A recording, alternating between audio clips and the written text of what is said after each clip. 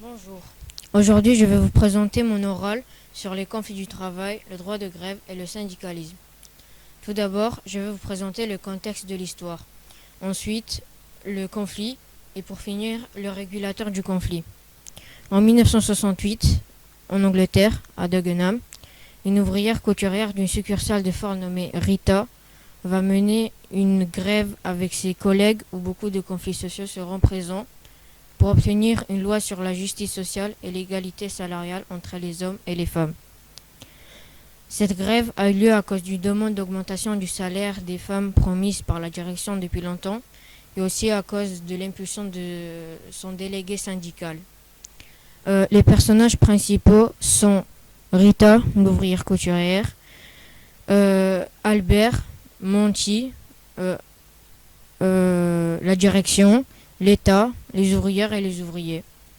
La raison du conflit qui oppose les ouvrières à la direction de Ford est lorsque les ouvrières couturières apprennent qu'elles vont être déclassées, c'est-à-dire que leur travail sera non qualifié. À la connaissance de cette nouvelle, elles menacent la direction et le pays de faire une journée de grève contre cette injustice. L'organisation du travail fordiste fonctionne avec une chaîne de montage où chaque ouvrier a une seule tâche simple à faire tout au long de sa journée. Or, l'absence des ouvrières couturières mène à l'incapacité de Ford à pouvoir sortir des voitures et donc à la fermeture de Ford. Le conflit se déroule de façon très brusque. Au début, lorsque les ouvrières ont fait la grève, personne n'était là, mais leur syndicat les a encouragés à continuer le combat, même si Monty essayait de leur faire le contraire. C'est alors là que l'absence des ouvrières couturières se faisait vraiment entendre dans l'usine et dans le pays. Tous les journaux parlaient, surtout lorsque Ford a fermé l'usine. Car à cause de cette fermeture, il y a eu 55 000 ouvriers au chômage, mais pas seulement. C'est ce qui a provoqué le conflit entre les ouvriers et les ouvrières. Mais pas seulement, lorsque l'usine Ford a fermé, tout le monde était en conflit avec les ouvrières.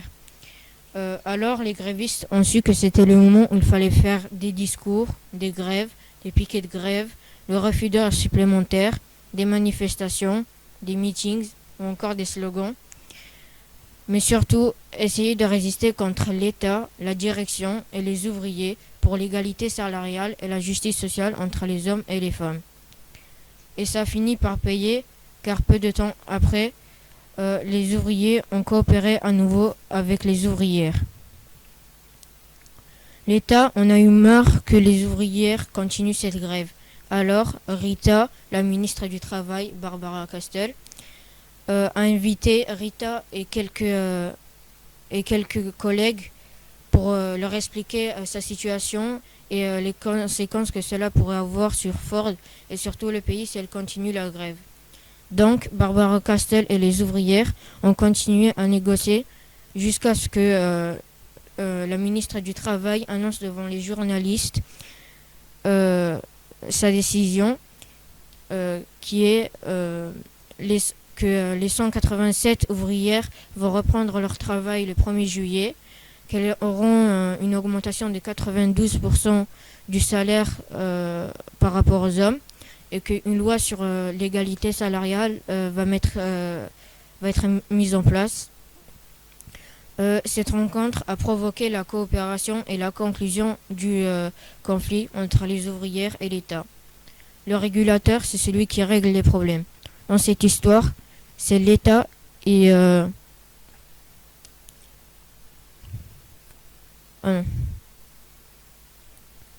dans cette histoire, c'est l'État et le syndicat qui jouent le rôle de régulateur. L'État, c'est surtout la ministre du Travail, Barbara Castel, c'est la secrétaire d'État à l'emploi et à la productivité. Elle constate les grèves et essaie de faire de son mieux pour satisfaire tout le monde. Elle réglemente les syndicats afin de limiter les grèves. Si l'État ne les réglementait pas, il pourrait y avoir une crise économique dans tout le pays. Lorsque les ouvrières ont mené une lutte pour la justice sociale, la ministre du Travail Barbara Castel a essayé de satisfaire l'usine Ford et les ouvrières pour que le mouvement de grève cesse. Le rôle du syndicat, le rôle que joue le syndicat est, est de accompagner le mouvement créé par les ouvrières. Le syndicat doit aussi informer les ouvrières de leurs droits. Le syndicat se trouve parfois très vite dépassé. Lors des grèves, le syndicat offre des logistiques. C'est une caisse de grève qui sert à avoir un maigre revenu aux ouvrières. Il loue aussi des cars. Il assiste et encourage les ouvrières avec la direction. Parfois, il peut négocier avec la direction sur un fait.